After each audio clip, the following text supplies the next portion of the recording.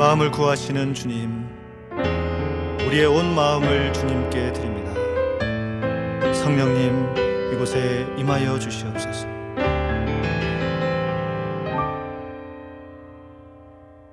성령님,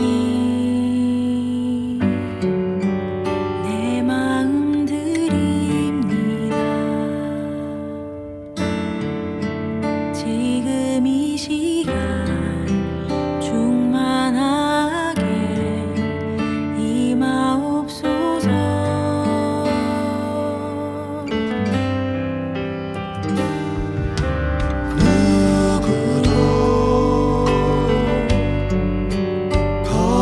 할 수 없는 주의 임재로 나를 둘러 덮으소서.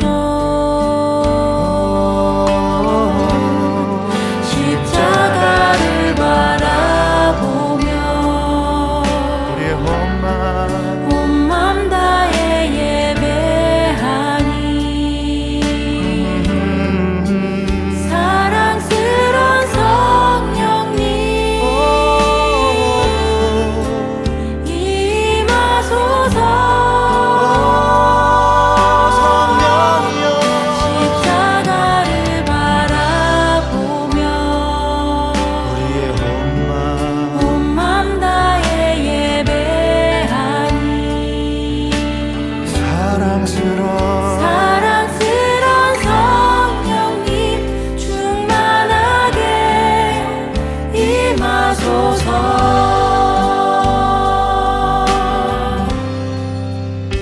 성령님, 성령님, 내 마음 드립니다.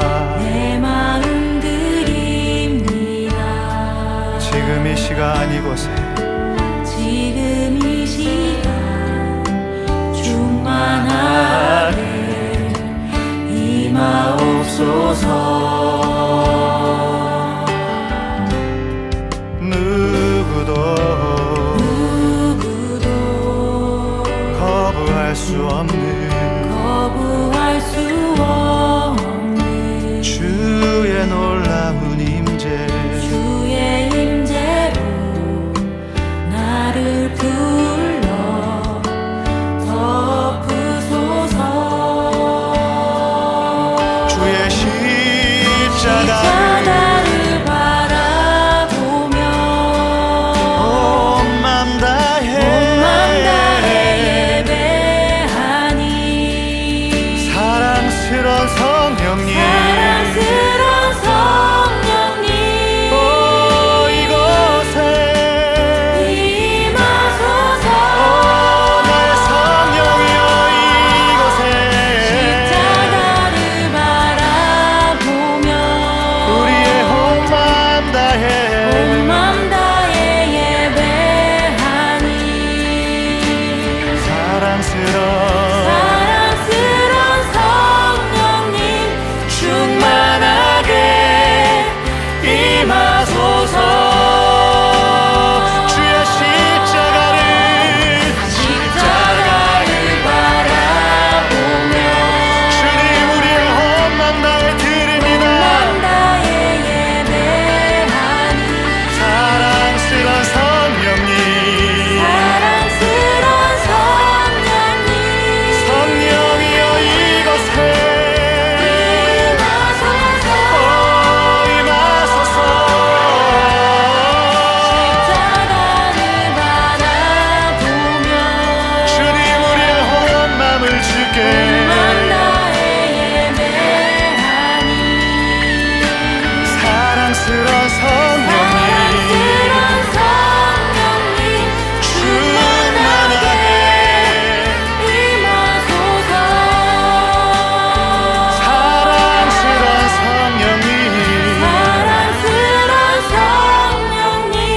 충만하게 임하소서. 사랑스런 성령님 충만하게 임하소서.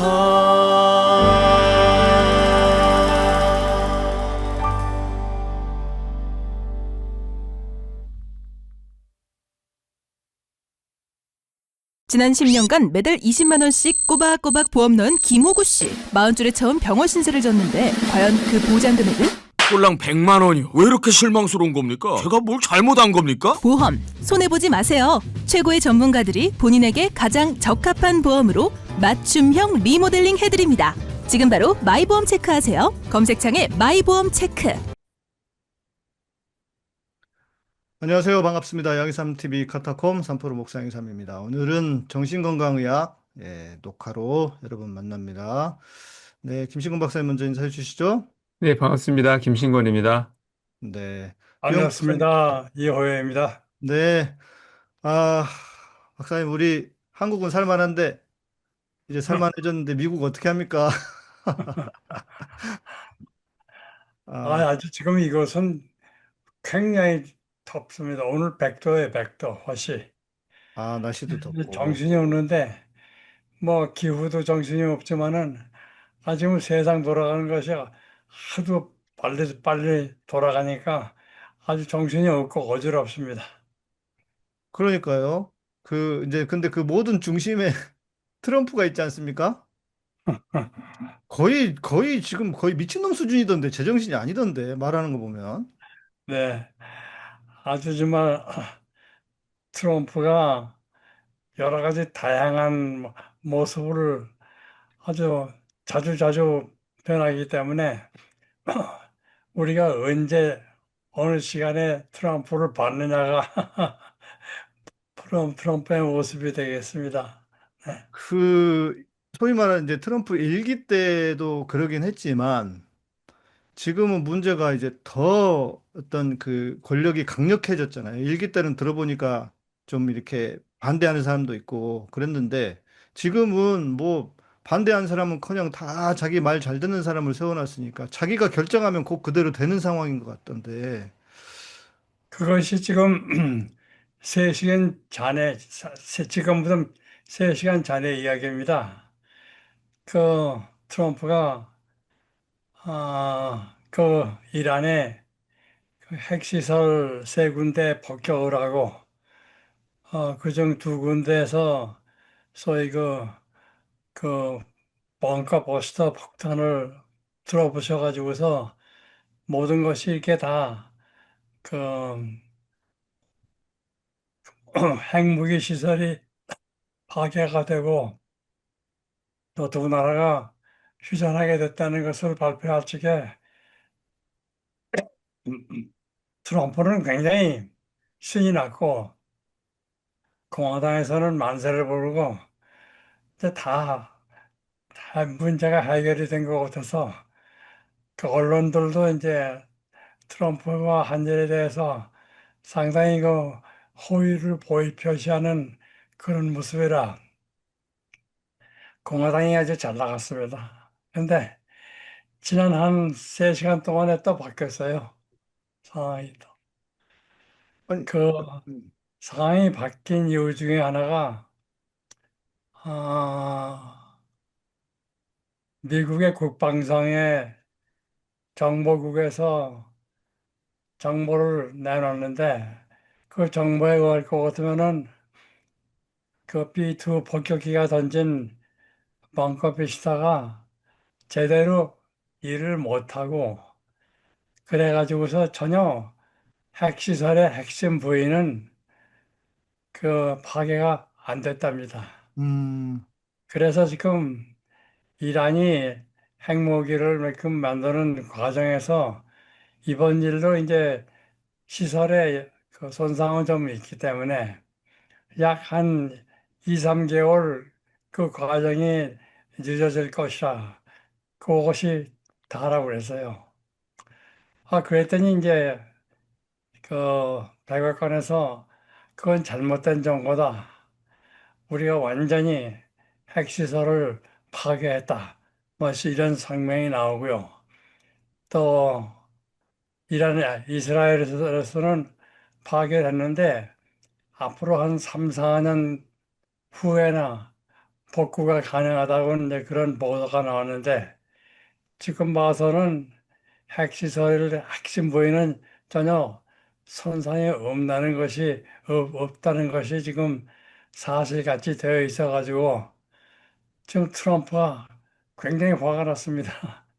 음, 이것도 요즘에는 또 휴전을 하라고 그랬는데 휴전들을 안 하고 말이죠. 뭐 한쪽에서 특히 이제 그 이란에서 또 미사일을 쏘았다고 그래요. 근데 서로가 말이죠. 상대방이 완전히 휴전을 하고 전쟁 행위를 하지 않아야 우리도 안 하겠다 하는 식으로 서로 쳐다보고 있고 해서 말이죠. 지금 그 시즈파이어 휴전하는 것도 지금 좀 애매하게 됐어요.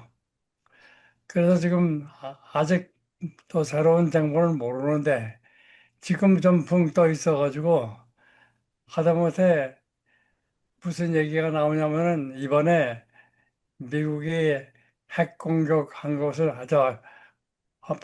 폭격기 공격한 것은 안 하냐면 못하다는 얘기까지 나와야 하니까. 음, 그래서 조금 더 두고 봐야 알겠습니다. 그 이란은 뭐야 그 NPT 협약 하에 있는 나라이기 때문에 이제 IAEA가 들어가서 조사를 해서 이번에 그 폭격의 임팩트가 얼마나 되는지 하는 것을 공식으로 발표하기 전까지는 아직까지는 모든 것이 확실치 않습니다. 제가 그 트럼프 하는 거를 요즘에 최근에 보면 어떤 생각이 드냐면 이 사람이 세계의 모든 정세를 자기가 다 컨트롤할 수 있다고 믿는 착각에 빠져 있는 것 같습니다. 마치 이 세계가 돌아가는 것을 게임처럼 지금 하고 있거든요. 그리고 정보 같은 것도 자기네들 미국 정보국에서 주는 어떤 정보 소스가 아니라 이스라엘 정보를 의지하면서 그 정보를 편향적으로 받아들이면서 또 이런 정책 결정을 했을 때 이런 일이 일어날 거라고 분명하게 확신을 하고 뭔가를 하는데 세상이 사실은 그렇게 만만치 않고 또 세상에 복잡한 일들이 자기가 생각하고 있는 계획과 다른 일들이 얼마든지 일어날 수 있는 변수가 많고 게다가 전임 정부들을 바보라고 말하면서 굉장히 공격을 했는데 그 전임 정부들이 바보가 아닌 다음에야 그렇게 안 한 이유들이 있거든요. 근데 그거를 자기 생각에는 내 생각에는 그냥 폭격해버리고 협상시켜버리면 될 거다라고 생각해서 그걸 그렇게 마음대로 했을 때 실제로 자기가 원하는 결과가 일어나느냐. 남들이 자기 생각대로 움직여주지 않거든요. 자기 멋대로. 왜냐하면 이란이나 이스라엘이나 자기 부하가 아니고 자기 아랫사람도 아니고 자기가 언제든지 해고시켜 버릴 사람도 아니고 이 어떤 거대한 착각과 그런 망상 속에서 지금 정책 결정을 하고 있는가 해서 굉장히 저는 우려가 되고 또 이게 유아적인 사고방식인 것 같은 생각도 듭니다. 어린애처럼 이 게임 하듯이 게임을 하면은 내가 게임 속의 캐릭터가 마치 적들이 내가 원하는 방식대로 움직여줘야 되는데 그렇지 않아서 지금 굉장히 스스로도 짜증이 나고 있는 것 같은 그런 생각이 듭니다. 아주 맞는 말씀입니다. 지금 트럼프의 성격 때문에, 인격 때문에 지금 굉장히 문제가 많습니다.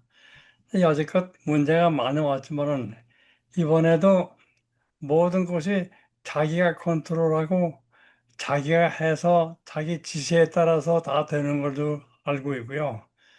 또 이란이라는 나라를 잘 이해를 못해요. 그 이란이 그렇게 만만한 나라가 아닙니다. 그래서 지금도 괜히 모든 것이 다 이번 폭격으로 해서 망가졌다. 아주 A라를 아주 없어졌다고 그렇게 얘기했는데 천만의 말씀이에요. 근데 그것이 다 자기가 원하는 것, 또 자기 공이 될 수 있는 것, 또 자기가 선언을 해야 그것이 사실이 된다는 것, 뭐 이런 소위 자기애적인 그런 성격을 가지고 있었기 때문에 이런데 여러 가지 실수들을 많이 하고 이 실수를 뭐 그동안도 뭐 수없이 많이 했지만은 이번에도 자기 간에는 상당한 노벨상을 노벨 평화상을 딸 만한 일을 했다고 생각하는데 지금 그 상황이 그렇게 돌아가는 것 같지 않습니다. 그래서 또 우리 집 사람이 오늘 보더니 아이고 저거 뭐 안 하니만 못하네. 그냥 폭격을 안 하는 게 오히려 낫지. 이런 식으로 얘기를 하는 것도 이런 트럼프의 그 앞서가는 자기 자랑 또 남들이 칭찬해 주면 거기 다 넘어가요. 이저 또 트럼프가요 자기한테 자기보다 약하다고 생각하는 데는 굉장히 잔인하게 구는데 자기보다 강한 나라에는 꼼짝 못합니다. 지금 핵 보유국은 아니지만은 핵을 가지고 있는 북한에 대해서는요, 그 트럼프가 함부로 말도 못하고 오히려 김정은하고 무슨 러브레터, 연애 편지를 교환하고 뭐 이런 식의 그 대우를 하거든요. 그러니까 뭐 러시아라든지 중국이라든지 북한 같은 나라 이런 나라에는 이렇게 함부로 못 가는데 그 이란을 말이죠 또 이게 좀 얕보고서 말이죠 지금 자기 멋대로 자기의 뜻대로 자기 말하는 대로 다 되는 줄 알고 있는데 사실 그런 게 아닌 것 같습니다. 예. 그러니까 이제 그게 이제 그러니까 자기애는 그나마 좀 뭐랄까 성인에게 붙일 수 있는 이야기인 것 같은데 아까 김신권 박사님이 얘기한 것처럼 이거는 유아적인 아주 그냥 애나 하는 짓인 것 같거든요. 그러니까 내가 말하면 다 듣겠지. 이제 그러다가 실은 우리가 저도 생각해 보면 집에서는 제가 이제 막내였고 저희 어머니가 저를 막내니까 또 더 너무 예뻐해 주시고 그래서 막 내 중심으로 살다가 학교에 가보면은 학교에서는 그렇게 안 되잖아요.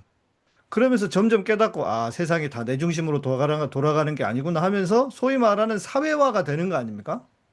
그런데 지금 미국의 대통령, 최고의 힘 있는 나라라고 하는 대통령이나 된 사람이 이렇게 아주 유아적인, 미성숙한 자기 예면 그나마 이거는 좀 뭐 차라리 나을 것 같은데 뭐그 연결되겠지만 물론 아주 애 같은 짓을 하고 있는 상황인데 저는 그게 궁금해요. 어떻게 도대체 이런 사람이 미국의 대통령이 될 수 있는가?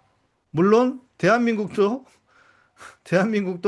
그런 비슷한 인간이 대통령 했다가 이제 탄핵되고 구속되는 구속의 위기, 이제 영영 빛을 못 보는 상황이 될 텐데, 어떻게 사회가 얼마나 구조가 허술하길래, 아니면 인간의 어떤 마음이 얼마나 뭔가 부족하거나 그러길래 도대체, 이렇게, 그런 사람이 대통령이 되는가, 이런 생각이 저 요즘 많이 들거든요. 미국도 그렇고, 우리나라도 그렇고. 저도 그건 참 이해하기 어렵습니다. 어떻게 트럼프 같은 사람이 대통령이 됐는지 그게 참 이해하기 어려운데 그 지금 쉽게 얘기해서 상당히 유치합니다. 유치.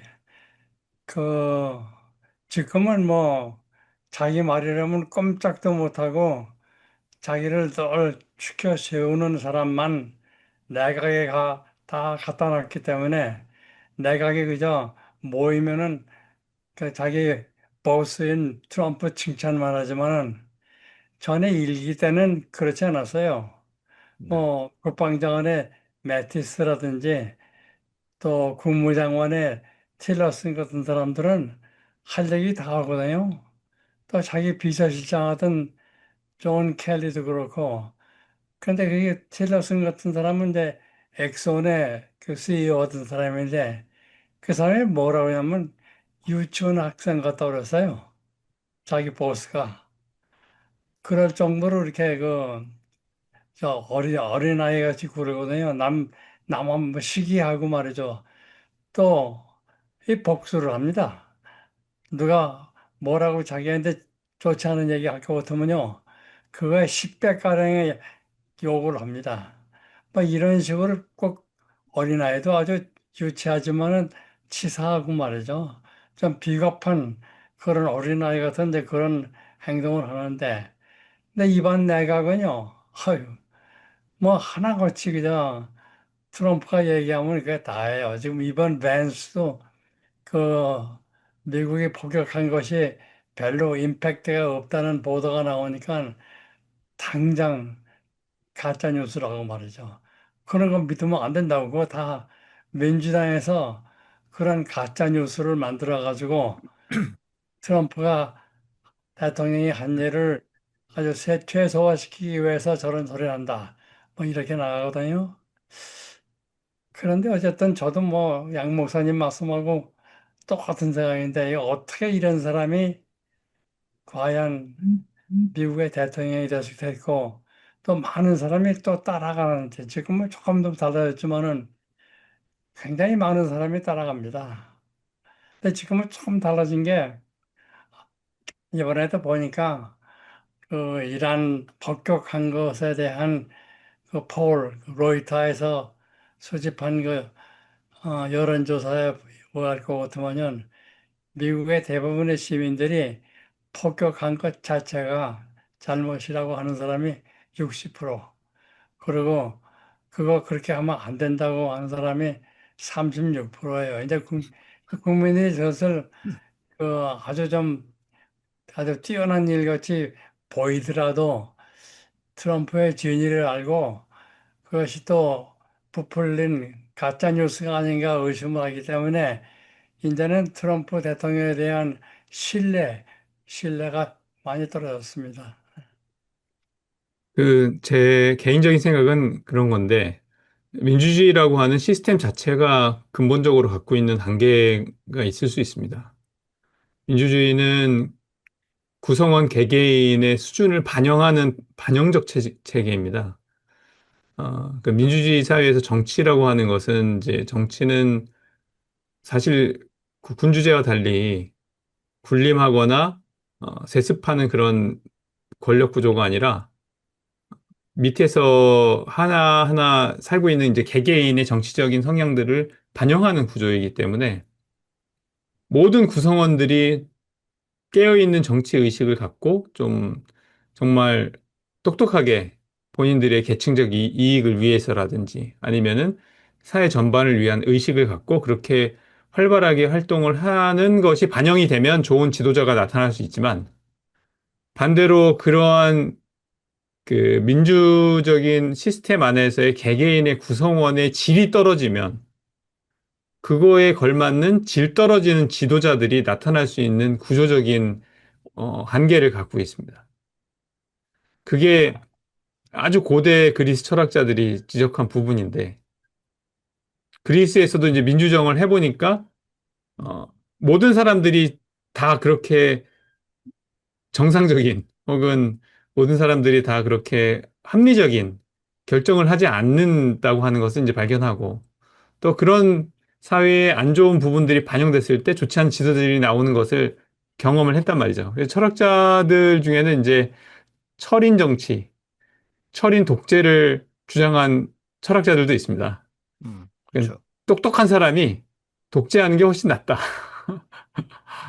예, 그런데 현재의 이제 민주사회, 근대 이후에 이제 민주사회는 이제 그런 걸 배제하고 있는 거죠. 아무리 똑똑해도 독재는 안 된다라는 개념을 갖고 이제 우리가 성립이 돼 있는데 그게 약화됐을 때 국민들이 어떤 정치의식이 부족하거나 아니면 교육이 덜 되었거나 아니면 사회적인 인식이 아주 부족한 상황에서 어떻게 나쁜 지도자들이 그것을 활용해서 그들의 지도자가 될 수 있을 것인지 그것을 보여주는 굉장히 좋은 예가 될 수 있을 것이다 이렇게 생각을 합니다. 한국도 예외는 아니고요. 한국도 우리나라 국민들도 굉장히 훌륭한 국민들이지만 그럼에도 불구하고 허점이 있지 않습니까? 이건 어느 나라나 다 가질 수 있는 허점이라고 생각해요. 뭐 그래도 우리나라에서는 그 국민들이 그 윤 대통령, 전 대통령 탄핵시키지 않았습니까? 그런데 미국에서는 그게 안 돼요. 그렇다면서요. 구조적으로도 안 된다면서요. 네, 그저 뭐야 그러자라도 바로 오늘인데 오늘 그 미국 그 하원에서 저 텍사스 주의 민주당원인 그 알렉산더 그린이라는 사람이 탄핵안을 냈어요. 그런데 탄핵하면 안 된다는 그런 사람들이 하원에서 344표. 그러니까 민주당도 합류해가지고 지금 음, 트럼프를 탄핵하면 안 된다고 결정을 했어요. 거기도 수박이 있네요. 예. 그러니까 뭐, 뭐, 그, 그러니까 그래도 글쎄 뭐 지도자니까는 뭐 좀 실수하더라도 좀 하는 것을 하게 만들다는 이제 그런 정신들도 있겠지만은 그런 그 특히 부정, 그 거짓말하는 거에 대해서는 말이죠. 난 도대체 미국 국민이 이 거짓말을 어떻게 그렇게 잘 참아내는지 내가 이해를 못 하겠어요. 거짓말 아주 수수께끼예요. 저도 잘 모르겠어요. 뭐, 이제, 뭐 어떻게 어쩌다가 이제 한국에서 사이비 종교 같은 그 컬트 그거 따라가는 그런 심리들도 뭐 우리가 공부도 했지만은 도저히 미국에 이렇게 그 많은 사람이 트럼프의 결점을 알면서도 대통령으로 당선시키고 또 많은 사람들 지금 아주 한 45%는 아직도 뭐 트럼프 지지합니다. 아, 45%는 아직도 지지율을 높아요. 야, 그러니까 인간이라고 하는 게 그 인간의 불합리성, 예를 들면 엄청난 큰 전쟁이 인류의 역사에 있지 않았습니까? 네. 1차 대전, 2차 대전이 있었고, 그리고 뿐만 아니라 인류의 역사라고 하는 것이 결국 전쟁의 역사라고 해도 과언이 아닐 정도인데, 어, 짐승들, 동물들은 그렇게까지 대학살을 하지 않지 않습니까? 근데 인간만이 하는 짓인데 그게, 아, 도대체 인간은 왜 그런가?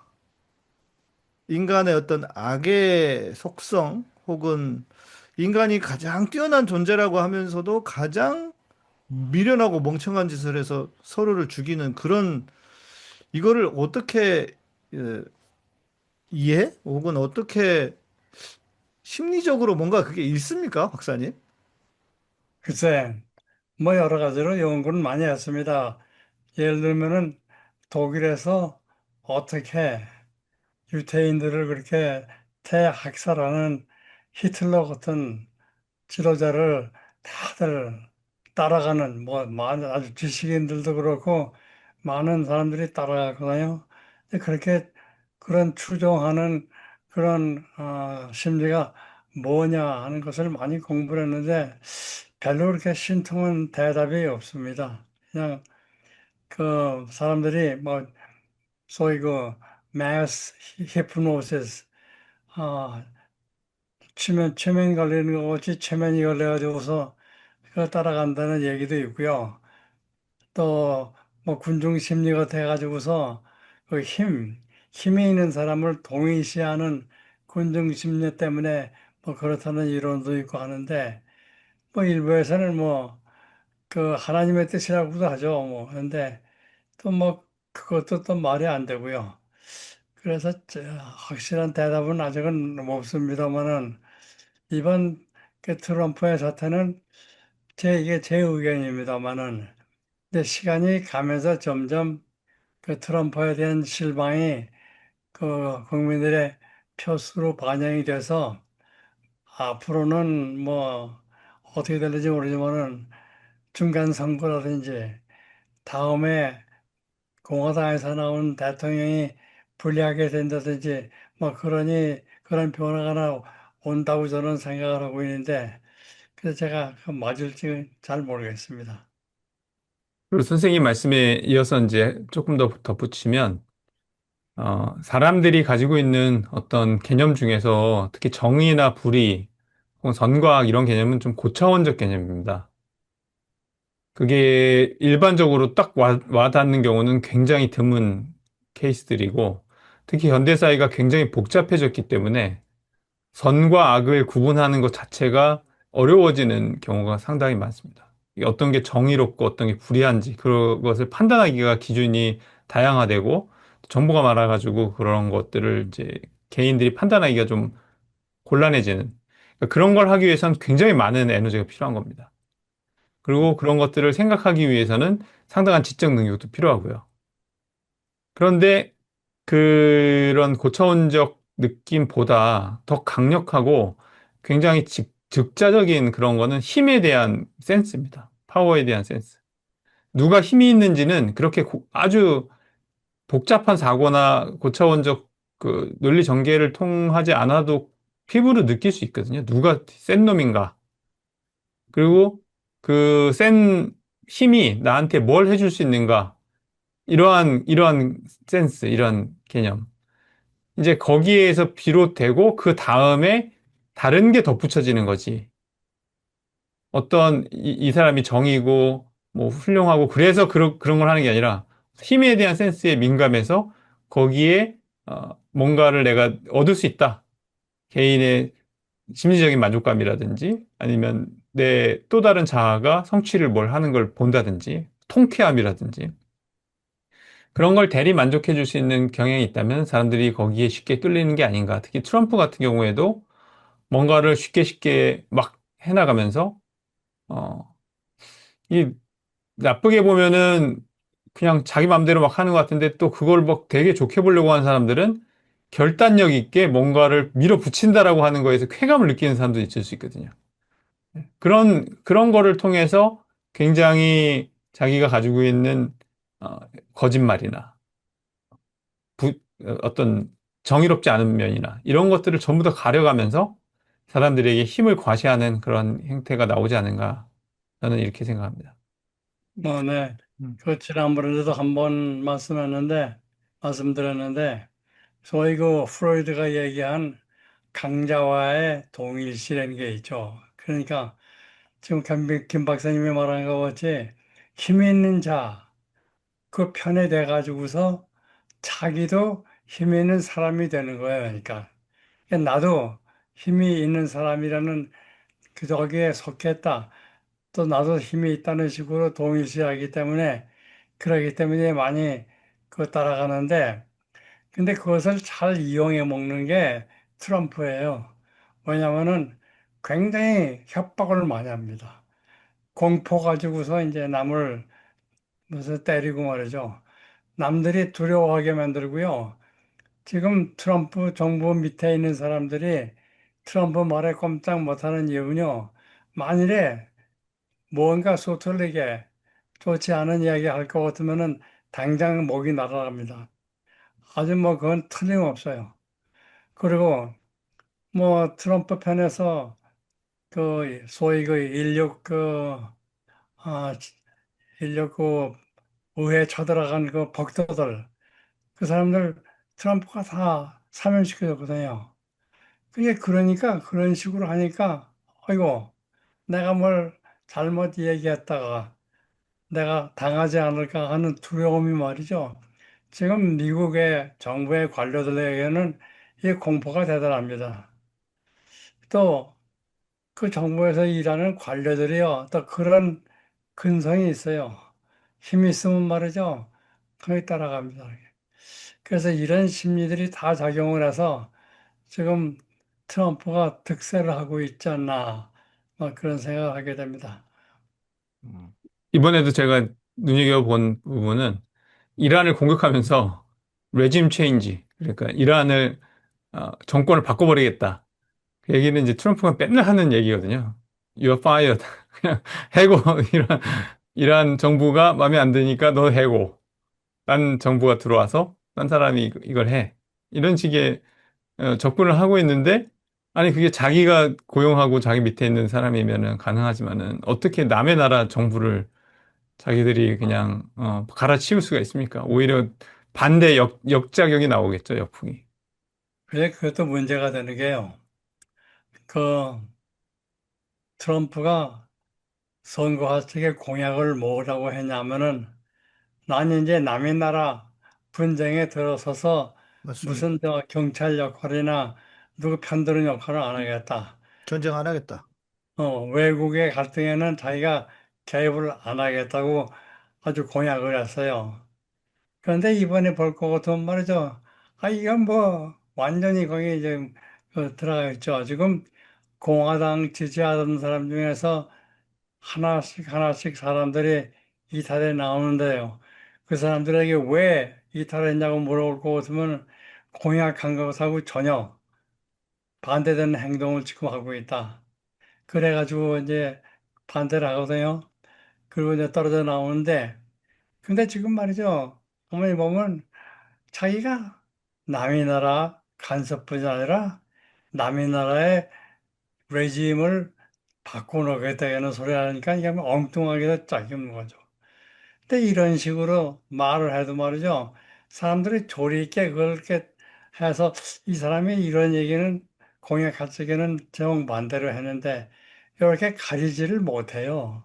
그냥 지도자가 떠들고 주장할 것 같으면은 다들 그냥 일단 따라가고 보자고 하는 건지 그래서 참 그런 면에서 저는 그래도 한국에서는 윤석열이가 탄핵이 됐지만은 이 미국에서는 이 트럼프는 자기 임기 마칠 것 같아요. 아니, 그리고 뭐 어찌됐건 구조적으로 공화당이 지금 다수당인데 탄핵이 그렇죠. 어떻게 어, 되겠습니까? 상하원 다 그것도 있죠. 그런데. 예. 그거는 의회가 바뀌지 않는 불가능한 일이 될 것 같고. 그리고 의회만 다수가 아니라 지금 대법원만 하더라도 대법원 중에서도 그 공화당 즉 트럼프 편을 드는 대법관들이 뭐 4대 5대 3인가 뭐 이런 비율이거든요. 그 지금 뭐 난 그 제일 지금 못마땅한 게 뭐냐면 대법원에서 대통령이 자기 직책을 하다가 뭔가 잘못하는 것을 발기에 고발할 수 있는 그거에 대해서 대통령이 이뮤니티 면역을 가지고 있어요. 지금 그래서 좀 못되게 굴어도 말이죠. 이 법으로 어떻게 못합니다. 대법관들이 그렇게 결정을 해줬기 때문에 지금 뭐 그냥 막 놔두는 거죠. 그러니까 또 어떻게 이렇게 그 힘을 가지고서 무슨 의회도 그렇고 대법원도 다 자기 뜻대로 자기의 맘 맞는 사람들만 갖다 놓는지 참, 참 신기합니다. 어떻게 공교롭게 트럼프가 임기에 있는 동안에 대법관들이 나이 든 사람들이 죽고해가지고서 자기가 세 명을 그냥 자기 말 잘 듣는 사람을 갖다가 그 대법관에 넣은 것이 뭐 운이 좋아서 그런데 뭐 그런 결과로 해서 지금 아주 배짱을 부리는 겁니다. 예. 트럼프의 꿈이 장기 집권이랍니다. 네, 근데 다음번에 재선은 안 됩니다. 아니, 근데 이제 네, 그거는 그래서 자기가 법에 법적으로 나와 있어가지고서 그래서 그것을 개헌을 하면 되는데요. 개헌을 할 생각을 했다고 그래요. 근데 근데 그것은 아무리 트럼프라도 불가능하기 때문에 그것은 이제 아마 접었을 거고 그것보다도 더 문제가 되는 것은 자기 나이가요. 다음에 또 다시 입후보할 것 같으면 82세인가 그래 됩니다. 그래서 이 바이든이 나이 먹었다고 막 그냥 맨날 욕을 하더니 뭐 이제 와서 자기가 82세가 됐는데도 또 다시 대통령이 나온다는 것도 문제고요. 지금 일부에서는 트럼프가 조기 치매라는 이제 그런 얘기들이 있거든요. 그래서 이것은 좀 어려울 것 같아요. 음. 아니 뭐 바이든도 맨날 치매라고 그랬었으니까. 근데 여튼 난 그저 뭐야 전문가들 얘기를 좀 들어야 돼요. 지금 정신과 의사 32명이 그 책을 냈어요. 그 책에는 뭐냐면 트럼프가 위험한 인물이다. 근데 그것이 이제 정신과 의사들의 의견인데 그 얘기가 나온 것이 벌써 오래전에 됐어요. 네, 트럼프가 일기 대통령 되기 전부터 있었고 맞습니다. 예. 그런데 전문가들 얘기가 안 먹혀듭니다. 그러니까 결국 이런 생각이 듭니다. 그런 사람을 대통령으로 뽑는 대다수의 사람들, 소위 말해서 사고하지 않는 인간들, 그러니까 이 인간으로서 기본적인 생각을 조금만 한다면, 아니, 어떻게 그런 사람을 진짜 대통령으로 뽑을 수 있을까? 뭐, 우리나라도 마찬가지죠. 윤석열이가 처음에 등장했을 때, 기차에다가 구둣발 얹었을 때, 저는 솔직히 그거 보고, 야, 저는 끝났다, 이렇게 생각했거든요. 그런데, 그럼에도 불구하고, 그런데도 찍어줬고 대통령이 됐어요. 지금 우리나라도 이 내란의 상황인데도 41%나 되는 사람들이 내란도 괜찮다고 하면서 그 당의 후보를 뽑아줬습니다. 결국 이 사고하지 않는 인간들이 문제인데 그런 사람들 중에서 결국 개인이 개인이 그런 사람들 중에서 누군가가 대통령이 된 거 아니겠습니까? 그래서 결국은 저는 이제 요즘은 진짜 그런 생각이 많이 들어요. 한 사람이 정말 중요하다.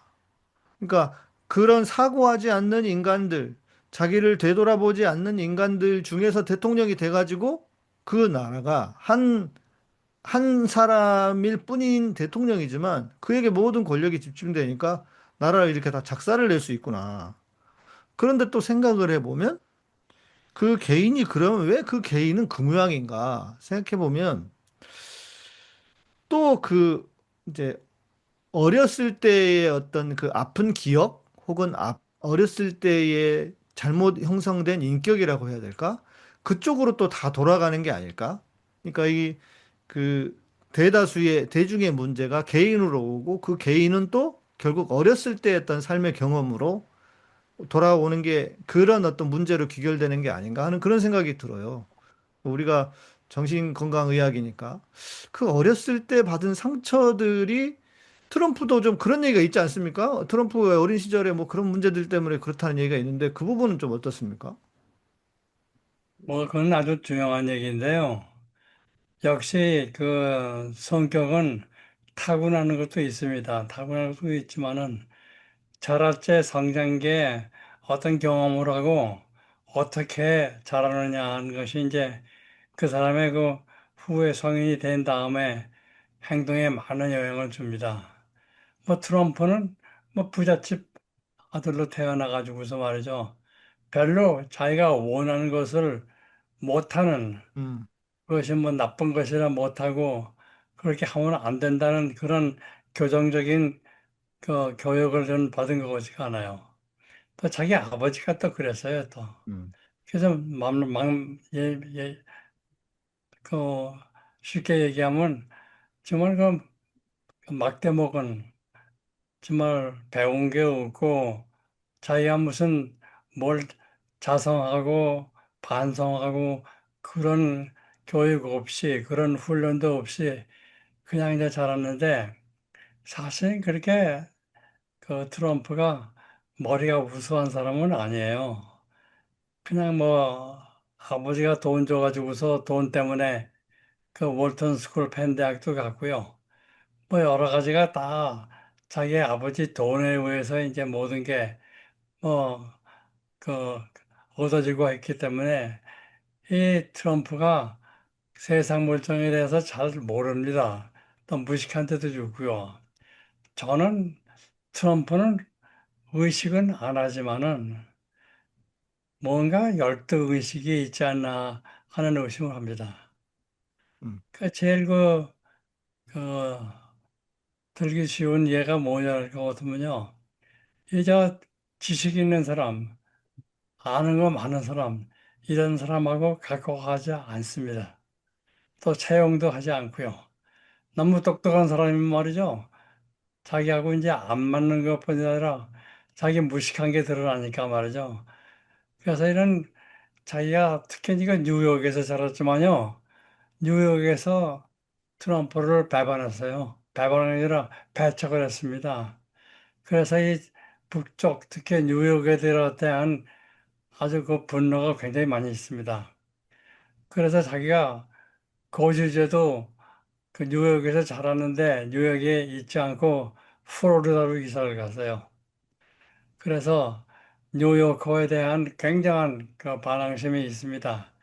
근데 그런 그 무의식의 열등의식이 그 자기가 우수하다는, 자기가 아주 정말 천재라는, 특히 장사에 있어서 그 딜을 하는 데서는 천재라고 자기가 스스로가 그렇게 믿고 있고 또 그런 얘기를 하고 다닙니다. 그래서 그가 자기애적인 말을 한 걸 볼 것 같으면은 그가 자라온 과거, 어린 시절에 그 교육받은 거, 훈련받은 거, 또 자라면서 자기가 주변에서 받은 여러 가지 대우 같은 것들이 지금의 트럼프의 행동에 많은 좀 영향을 주고 있다고 저는 생각합니다. 그, 트럼프도 그렇지만 이제 다른 사람들도 제가 관찰해 본 바에 의하면, 자기가 개인적으로 노력을 하거나 자기의 능력으로 성취하지 않고 부모라든지 아니면 주변 사람들이 배경으로 성취를 했던 사람들의 경우에 의외로 열등감이 많이 있는 것을 볼 수가 있는 것 같습니다. 음, 성취는 많이 하는데 그게 내 힘으로 하지 않았다는 거를 알고 있거든요. 아, 자기도 아는 거네. 아는 거죠. 부모가 돈으로 했다는 거. 특히 이제 미국 같은 경우에 돈 많으면 돈으로 대학 보내주고 그러거든요. 그렇죠, 그렇죠. 예. 네. 그러면은 가서 내가 애들하고 거기 이제 일반적으로 공부하는 학생들하고 자기가 차이가 나는 겁니다. 아, 그거를 발견하게 돼요. 왜냐면은 대학은 들어갔지만은 열심히 공부해서 온 애들하고 자기가 경쟁이 안 되거든요. 그러니까 이제 포기해버리고 열등감이 계속 쌓이는 겁니다. 아니, 내 힘으로 된 게 아니구나. 그러고서 이제 뭔가 사업을 한다든지 이런 것도 자기가 밑바닥, 뭐 자수성가라고 하기에는 뭐든 이제 다 셋업이 돼 있는 상황에서 뭔가를 했기 때문에 자기의 능력으로 아주 밑바닥에서부터 올라온 그런 사람들이 가지고 있는 자신감은 없어요. 그러니까 어떻게 보면 그런 자기의 열등감을 계속해서 만족시키기 위해서 막 비즈니스 하면서 뭐도 하고 막 이렇게 불려 나가는데 그래도 그 밑바닥에는 자기가 내 힘으로 대학 가고 내 힘으로 사업 성공했다라고 하는 그런 의식은 없는 게 아닌가. 그런 거를 저는 많이 봅니다. 음, 또 자기가 이제 자기 직업이 그 부동산 가지고서 장사를 해왔기 때문에 그래서 이제 순전히 돈 가지고 딜하는 거, 그 방법을, 그 방법만 알고 있기 때문에 만사를 다 그거로 해결하려고 합니다.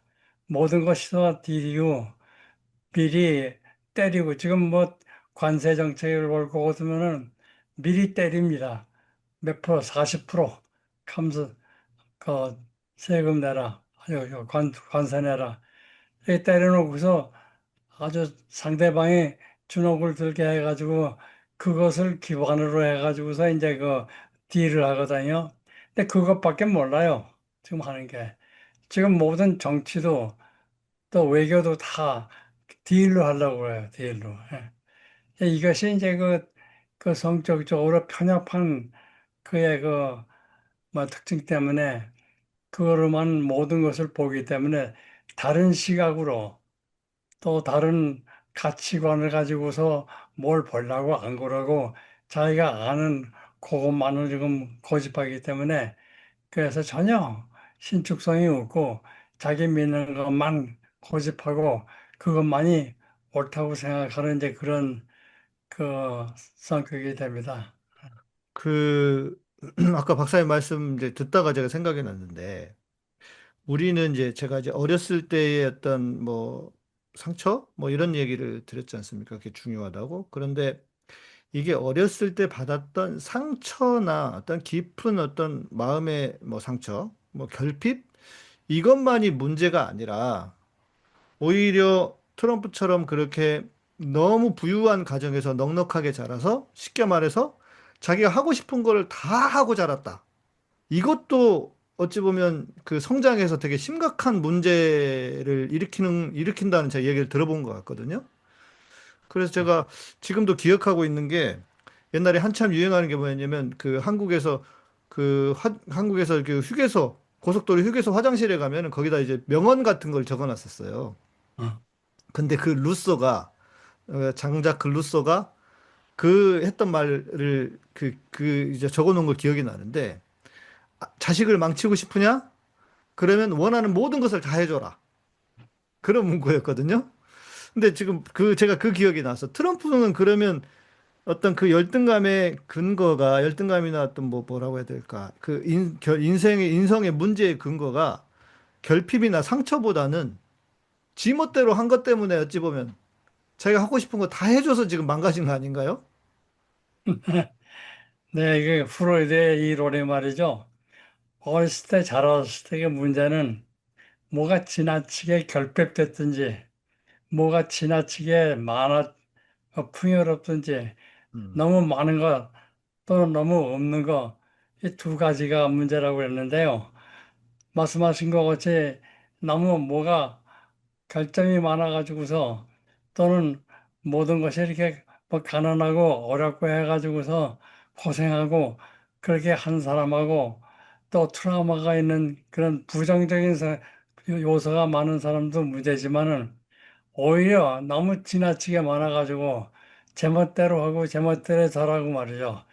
자기 중심으로 세계가 돌아간다고 생각하고 남에 대해서 공감을 못하고 하는 그게 또 더 문제입니다. 지금 이제 트럼프는 자기애적인 성격이기 때문에요.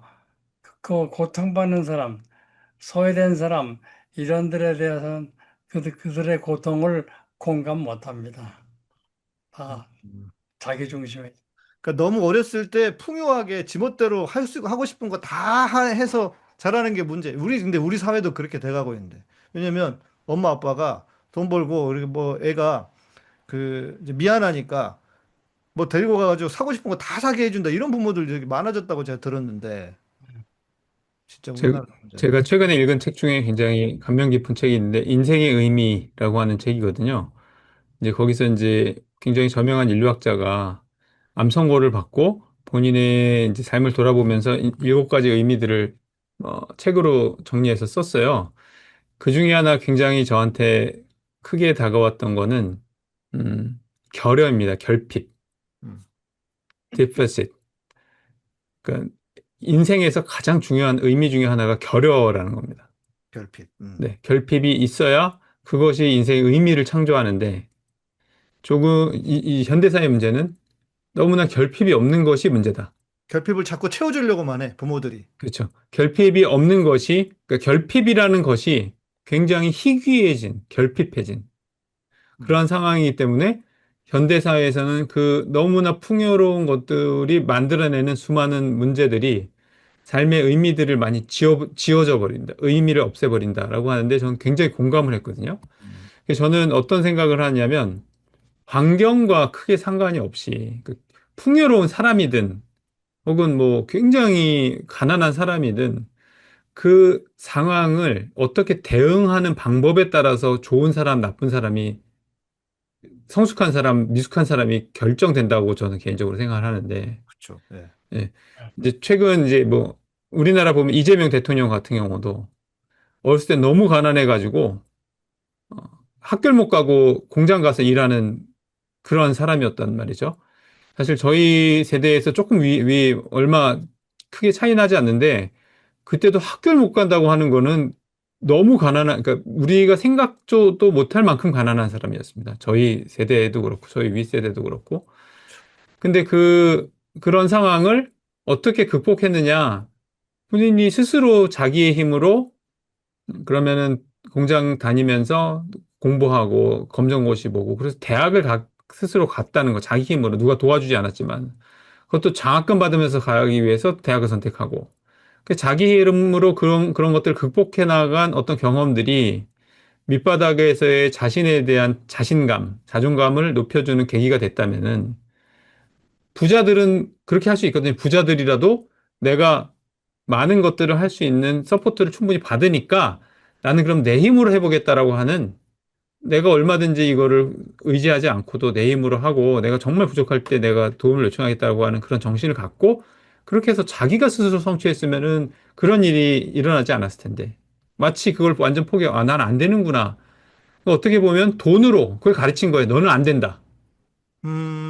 그러네. 돈으로 가르친 거예요. 너는 어차피 안 되는 놈이니까 돈밖에 없어. 음, 그러니까 일찌감치 포기해버리고 일찌감치 안 하고 그리고 돈으로 하고 돈으로 할 수 있는 일들만 계속 찾다 보니까 결국에는 자기에 대한 자존감이 낮아질 수밖에 없고 그런 그러네. 것들을 어, 만회하기 위해서 굉장히 엉뚱한 일들, 남한테 기발한 일로 칭찬을 받아야지. 한순간에 뭘 해가지고 사람들을 놀라게 해야지. 이런 식으로 발전을 하게 된 게 트럼프가 아닌가 이런 생각을 하게 됩니다. 음. 그, 저도 이제, 저도 그 생각을 많이 해봤거든요. 제 스스로를 생각해 보면서, 저는 어렸을 때 저희 아버지가 목사도 아니셨어요. 저희 아버지는. 전도사로 사역을 하시면서 진짜 없는 어렵게 목회를 하시고, 또 저는 서울도 제가 5살 땐가 한번 올라오고, 한 번도 못 오다가 고3 때 총신대 시험 보러 올라온 게 처음이었어요. 그리고 그러니까 저는 완전히 진짜 그 시골의 지방 출신, 산, 바다, 섬, 뭐 웬만한 데 다 살아봤고 생각해 보니까 저도 그런 열등감이 있었는데 한편으로는 그게 왜 어떻게 채워졌느냐? 제 안에 있었던 결핍을 제가 제 스스로 노력을 하고 그러면서 서울에 공부해서 서울에 합격도 하고 또 대학원도 저는 이제 제가 이 학교 입학해가지고는 우리 김 박사님하고 좀 달라요, 저는. 대학생이 무슨 공부야? 이러면서 저는 이제 밴드, 총신대에 그 밴드 있어가지고, 물론 찬양팀이긴 하지만 그거 하고 놀고 뭐 이러고 지냈단 말이에요. 기본적인 것만 하자. 저는 그런 생각이었고. 그래서 뭐 성적 관리도 제대로 안 하고 그랬는데 시험을 봐가지고 저희 때는 신대원을 입학을 해야 되는데 성적이 좋으면 90명 중에 열 몇 명은 신대원을 시험 안 보고 보내주지만 저는 말씀드린 것처럼 공부를 안 했기 때문에 대학 4학년 때 죽어라고 공부했거든요. 그래가지고 시험을 봤는데 제가 60 몇 명 안에 들었을 겁니다, 아마. 한 600명인가? 1000몇백 명 시험 봤는데. 그래가지고 내가 그때, 와, 내 자존감이 엄청 올라갔죠. 아, 이게.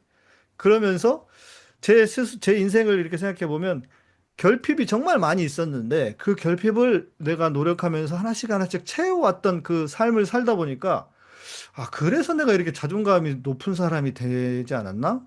그래서 결핍이라는 게 다 나쁜 게 아니구나. 결핍이 있어야만 자기와의 싸움도 해보고 그 결핍을 통해서 극복도 해보고 그러면서 자기의 성취감도 생기고 이런 거구나 하는 그런 생각을 해보게 됐거든요.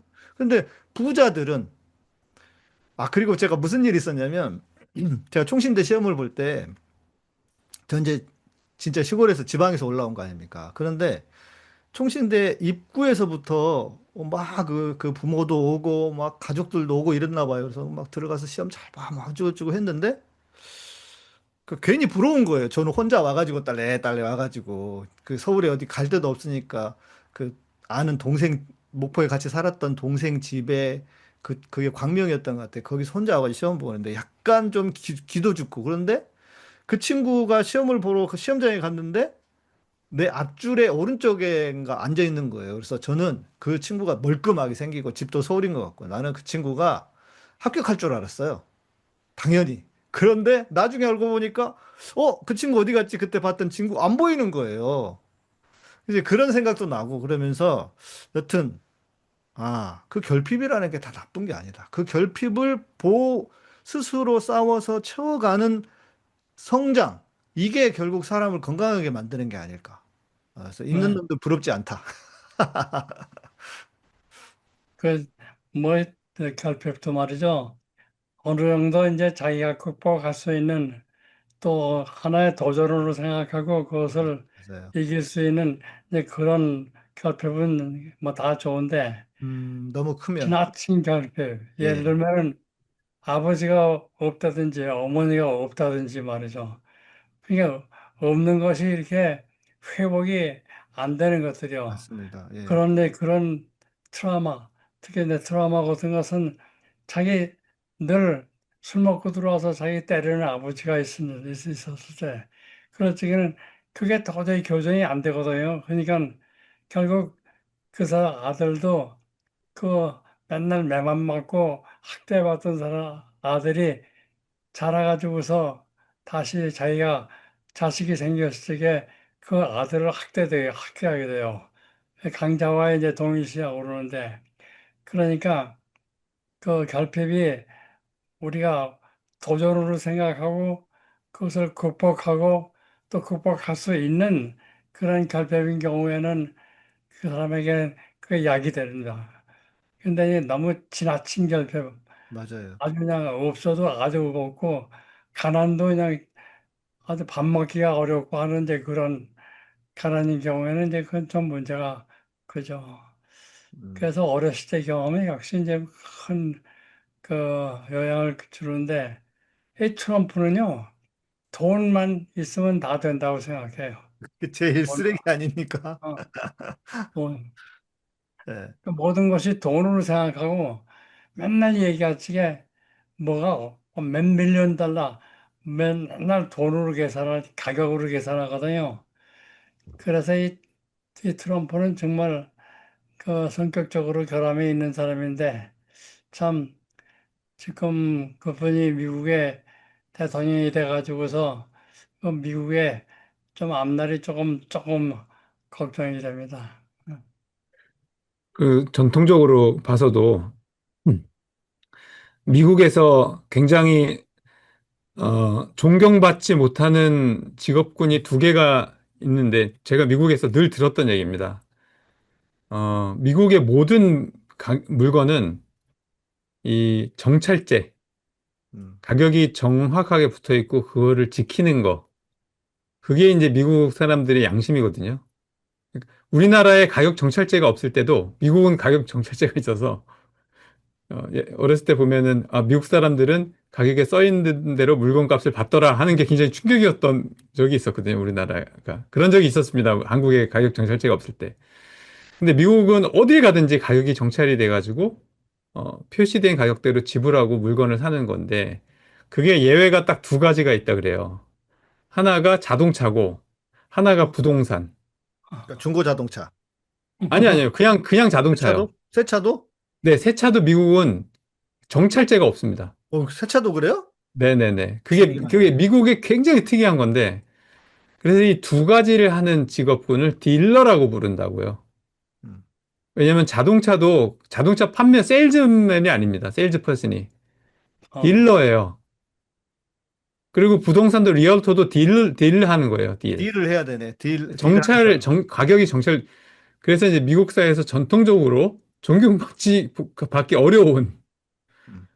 부동산업과 어떤 자동차업은 존경받기가 어려운 그런 직업군이었는데 그런 사람이 됐다는 거. 트럼프가 트럼프가 했던 예를 들면 그러나 이제 뭐 이렇게 작게 소상공인들은 그런 게 아닙니다. 그런 뭐 왜 그런 저기 못하겠어. 그게 아니라 거대한 재벌이 됐는데 어, 이게 IT 어떤 지식이나 혹은 뭐 제조 철강 무슨 USDL이라든지 그래서 이제 안드류 카네기도 존경받고 그러지 않습니까? 아니면 어떤 제조업이라든지 아니면 혁신 발명을 해서 뭔가를 만들었다든지 그 엔터프레너십이라는 게 어떤 밑바닥에서 자기가 정말로 뭔가 아이디어나 노력이나 이런 걸 통해서 그런 것들을 올라갔다면 굉장히 존경받는 기업인 부자가 되는데 미국은 사실 기업인이 존경받기도 하고 그렇지 않습니까? 욕도 많이 먹지만은 어, 그런데 부동산으로 돈을 벌었다 재벌이 됐다 그러면은 사실 그거는 개인이 스스로를 볼 때도 그다지 크게 자랑스럽지 않고 그 다른 사람이 봐서도 저 사람 사기쳐서 건물 지어가지고 남들한테 저기 싼 값에 사가지고 리노베이션해서 팔아먹고 이런 부동산 개발해가 이게 굉장히 그 뭐랄까 제가 볼 때는 돈을 많이 벌었지만은 그 벌은 돈의 원천도 결국은 자신의 자존감을 충족시키지 못하고 오히려 또 그게 사회적인 인정을 좀 덜 받게 되는 그런 결과도 오지 않았었나. 어. 그러니까 지금 굉장히 그 반작용을 뭔가를 하는 거죠. 자기가 하는 거에 대해서 사회적인 작용들을 막 즐기고 있고 그런 게 아닌가 하는 추정을 합니다. 제 개인적인 생각입니다. 참 안타깝습니다. 이 환자가 한 나라를 이끌고 또 최고의 나라라고 하는 미국을 이끄는 대통령이 아니 한 번 했으면 됐지 그걸 또 그렇게 그때 봤는데 또 그런 인간을 또 시키나? 아, 참 미국도 대단한 진짜 이게 선거제도가 웃겨서 그러는 거긴 하지만, 네, 참 너무 안타깝고, 이제 좀 마무리를 해봐야 될 것 같은데, 저는 그렇습니다. 아까 말씀드린 것처럼, 진짜 개인 한 사람이 정말 너무 중요하구나. 예. 한 사람이, 저는 이제 개인적으로 제가 이재명 대통령을 좋아하고 또 존경하는 이유 중에 하나는, 아까 박사님께서 말씀해 주셨던, 어찌 보면은 그 사람이 극복할 수 없는 결핍이었는데, 그거를 극복해냈고, 저는 이제 이재명 대통령을 개인적으로 한두 번? 두 번? 세 번인가 만나본 적이 있거든요. 그러니까 개인적인 자리는 아니고, 근데 그 행동을 이렇게 보면서, 이 양반이 참, 성숙한 사람이구나 하는 생각이 들 정도로, 뭐, 그 상처를 다 극복했다고 하는 것이 참, 극복할 수 없는 상처를 극복해냈다고 하는 그런 위대함이라고 해야 될까? 이게 참 대단한 사람이라는 생각이 들었는데, 트럼프는 반대로, 뭐, 윤석열도 마찬가지. 그러니까 그런 사람들이 한 공동체의 지도자가 되어서 이렇게 모든 사람들을 얼마나 괴롭게 하고, 지금도 트럼프 때문에 멀쩡한 이란 사람들, 뭐, 또, 네타냐후도 마찬가지죠.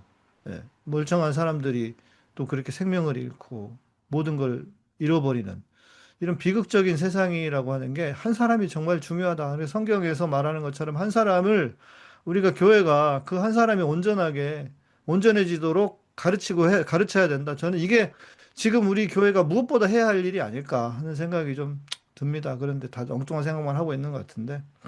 아무튼 저는 지금 세상을 바라보면서 가지고 있는 소회고 또 우리 박사님 한 말씀씩 해주시고 이제 마무리하시죠, 김 박사님. 끝나기 전에 제가 이제 이런 쌤한테 질문이 하나 있어서 네네. 이런 사람하고 이제 우리나라가 딜을 해야 되거든요. 네? 이른바 우리나라가 이제 앞으로 국제나 남북 관계라든지 이런 모든 것에 협력하고 또 미국과의 관계를 앞으로 딜을 해야 됩니다. 트럼프를 관세협정 해야 되지 상대로 않습니까? 관세 협상도 해야 되고. 음. 그럼 어떻게 이런 사람을 딜을 하면은 효과적으로 딜을 할 수 있을까요? 누구죠? 그러니까 아, 그 트럼프 같은 사람하고 어떻게 협상을 뭘 해야 어떻게 되는가? 해야 네. 우리나라에게 이로우냐 이런 말씀이죠. 네. 네. 네. 그 지금 트럼프하고요. 돼 있으면 저는 친해지지 않는 게 좋습니다. 난 지금 이번에 그 뭐 저 이재명 대통령이 나토? 어, 나토에 안 가는 건 난 잘한다고 생각해요. 예. 가서 말이죠. 괜히 뭐 정상회담 한다고 이 사람 만나고 저 사람 만나고 이렇게 만나는 것이 이게 좋은 효과가 없어요. 전 그래서 특히 트럼프하고 대접할 적에는 일단은 말이죠.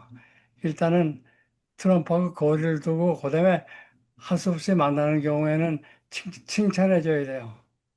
음. 칭찬을 해주는데 그냥 없는 거 가지고 칭찬하는 게 아니라 그래도 트럼프가 한 거 중에서 뭔가 하나라도 좀 좋은 게 편한 거. 있으면요. 좀 연구를 해가지고 알아가지고 가서 그 사람을 칭찬을 하면은 그것이 옳은 것을 칭찬해 주는 걸로 그렇게 해줄 것 같으면 우선 트럼프는 칭찬해 주면 좋아합니다. 그건 뭐 무조건이에요. 그건. 근데 칭찬해 주지 않고 핀잔을 한다든지 해가지고 하나도 얻을 게 없어요. 뭔가 트럼프를 구워 삶으려면 일단은 좋은 관계를 맺어놓고, 근데 그런 면에서 김정은이가 기가 막히게 했어요. 아직도 트럼프는 김정은이 아직도 좋아합니다. 그래서 그래서 김정을 좋아하는군요, 네, 또. 네. 일단은 그렇게 전략적으로 그 칭찬을 해주고, 그다음에는 돼서 있으면은 그, 그 사람하고 딜하는 효장에는 대통령이 나는 직접 간섭하는 것보다 보면 그 전문가들의 얘기를 좀 들어야 돼요. 이거 어떻게 해야 되는가. 왜냐하면 딜을 하게 될 것 같으면은 트럼프의 딜의 전략을 잘 모르면요. 다 넘어갑니다. 그래서 특히 이제 관세 가지고서 이제 문제가 됐을 적에 그 나는 이것에 대해서 대통령이 직접 간섭하는 것은 난 좋지 않다고 생각해요. 전문가들, 잘 아는 분들이 이것을 객관적으로 잘 분석을 해가지고 접근을 해서 그 트럼프의 그 술수에 넘어가지 않도록 그렇게 일을 해야 되기 때문에 그래서 이 트럼프의 성격을 잘 우선 좀 아는 사람들을 좀 부하에 두어가지고서 그런 조언을 받는 것이 저는 도움이 된다고 생각합니다. 네, 그렇네요. 이거 대통령실에 전달을 해야 되겠네. 아니, 뭐예요. 케네디 대통령은요, 자기 고문 중에 정신과 의사를 하나 넣었어요. 근데 그 사람 누구지? 제가 그 사람의 제자입니다. 이게 더글러스 음, 반트라고. 근데 그 사람 얘기 들어볼 것 같으면은 참 아주 케네디는 현명한 사람이에요. 그냥 그러고 보면. 그런데 그 다글라스 반드를 자기가 고문으로 둔 이유를 누가 물었더니 정신과 의사 세상에 제일 소통이 안 되는 사람하고 소통을 하는 직업이 정신과 의사래. 그렇죠. 그래서 소통이 안 되는 사람하고도 소통이 되는 걸 보면은 저 뭔가 그 소통에 대한 그 무슨 요령이 있는 것 같으니까 보통 일단 사람이 아니다. 네, 그 사람을 내가 좀 저 고문을 뒀으면 좋겠다 해서 고문이 됐습니다. 네. 네, 그렇지. 큰 도움이 되겠네요, 정말. 네, 이제 말씀 한 말씀 해주시고 마무리하시죠.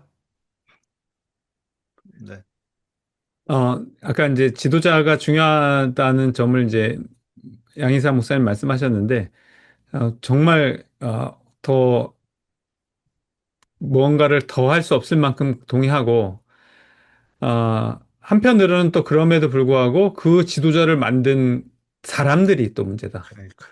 네. 그러니까 이제 지도자 한 사람을 뭔가를 바꿔서 이렇게 한다는 게 아니라 우리가 다 정신을 좀 차려야 된다. 우리 모두가.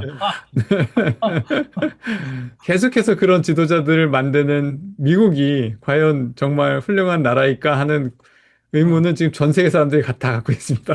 어, 미국인들이 저는 미국인들이 그래도 좋은 나라 만들고 인류에 기여를 많이 했다라고 생각했겠지만은 지금 전 세계 사람들은 저런 대통령을 두 번이나 배출하는 미국인들이 과연 좋은 사람들일까 이런 의문점들을 갖고 있습니다.